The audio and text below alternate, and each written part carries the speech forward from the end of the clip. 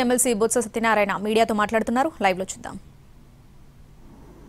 అన్ని జిల్లాల్లో సుమారు 23-24 జిల్లాలకు వచ్చి దీని ఎఫెక్ట్ పడింది. దీనివల్ల రైతులు నష్టపోయారు. ఒక్క పంట కాదు,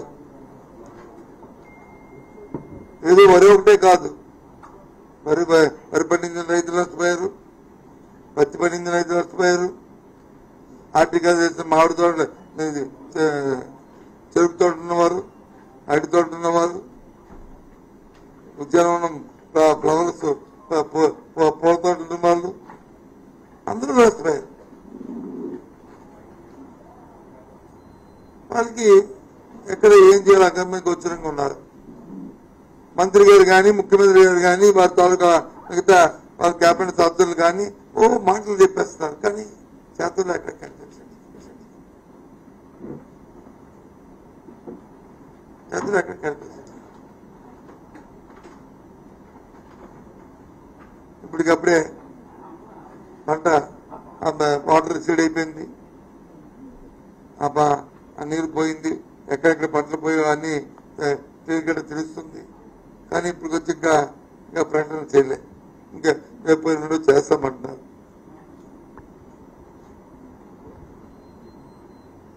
ఆ రైతుకి ఎంత నష్టపోయింది, ఇన్సూరెన్స్ వస్తే ఎంత వచ్చేది, ప్రభుత్వం ఎంత ఇన్పుట్ సబ్సిడీ ఇచ్చేది, ఆ రైతు భరోసా ఇవ్వడానికి పూర్తి ఏ ప్రకటన లేదు. ఎకరానికి ఎంత ఇస్తామని చెప్తున్నారు తప్ప మరి రైతు నష్టపోయిన 100% ఎవరిస్తారు? అది ఇన్సూరెన్స్ పెట్టుకుంటే వాళ్ళకి వచ్చేది కదా. ఆ మాత్రం రైతు కట్టే ఇన్సూరెన్స్ ప్రభుత్వం కట్టలేదా? 2,25,000 కోట్ల రూపాయలు అప్పు తీసుకొచ్చారు కదా. మరి ఏం చేశారు మీరు? అంటే రైతు ఆలోచన మీకు లేదు.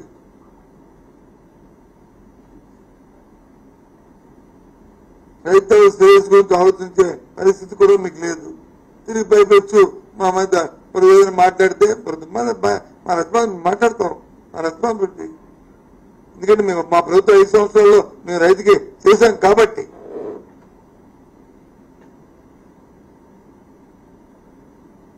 కాబట్టి చెప్తాను, ఈ రాష్ట్రంలో ఉమ్మడి రాష్ట్రంలో కానీ ఈ రాష్ట్రంలో కానీ స్వర్గీయ రాజశేఖర గారు ఉన్నప్పుడు కానీ జగన్మోహన్ రెడ్డి గారు ఉన్నప్పుడు ముఖ్యమంత్రి సమయంలో కానీ ఏదైనా రైతు మీద మా ఆయనలో జరిగింది. అలా జరగాలని కోరుకుంటాం.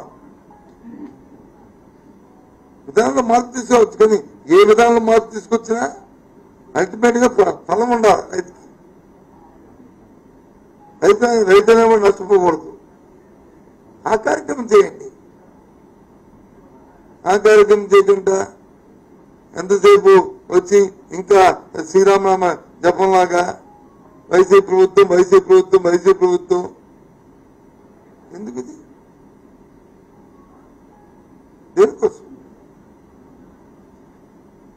నేను రోజు జగన్మోహన్ రెడ్డి గారు మా నాయకుడు, మా మాజీ ముఖ్యమంత్రి వచ్చి అధికారులు ఉన్న ప్రాంతాల్లో ఆయన పర్యటించారు. సరే, మీ పోలీసులు అడ్డంకి పెట్టారు, చేశారు, అవన్నీ సరే, మీకు ఎంతసేపు రాజకీయ ఆలోచన కాబట్టి మీరు ఏదో పడతారు, అవన్నీ పక్కన పెట్టండి. కానీ ఆ రైతు చెప్పారు కదా, మేము ఫ్యాబ్రికేట్ కాదు కదా, అది వాస్తవాలే కదా, అందులో ఏం తప్పు ఉందా? మీరు ఇచ్చిన కాగితాలని చుమ్మిట్టే కదా, మీరు ఇచ్చిన ఆర్డర్ చుమ్మిట్టే కదా ఆయన ప్రెస్ కాన్ఫరెన్స్ లో చెప్పిన మాటలు. ఆయన స్వతహాగా ఏమైనా పాసింగ్ మనం చేశారా?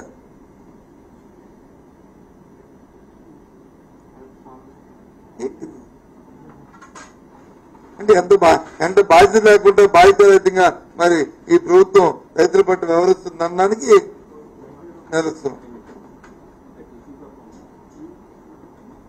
మనం చూసాను కంప్యూటర్ మీద కూర్చొని ఏదో టీవీ అండి మర్చిపోయింది, ఏదో టీవీ మాటి అనుకుంటున్నాను. ఆయన చైర్మన్ గారు మరీ ఎక్కువగా మాట్లాడారు. సంతోషం పోనే అబ్బాయి ఉండే తెలంగాణ ఆ శక్తి అని ఉంటే నమ్మలు చుట్టేసి తీసుకెళ్లి అది పరిస్థితి మార్చిందండి వైజాగ్ తీసుకెళ్లి అంటే ప్రభుత్వం కాదు కానీ నమ్మొచ్చింది నమ్మాలా ఏడాలా ఏం చేయాలో అర్థం అవట్లే జోక్యం తీసుకొచ్చారు దీన్ని ఇలాంటి అవకాశాలు ఇలాంటి చిన్నపిల్లలు సీరియస్ శిక్షలు తీసుకొచ్చి ఈ రకమైన కార్యక్రమం చేయడం ఎంతో సంబంధించింది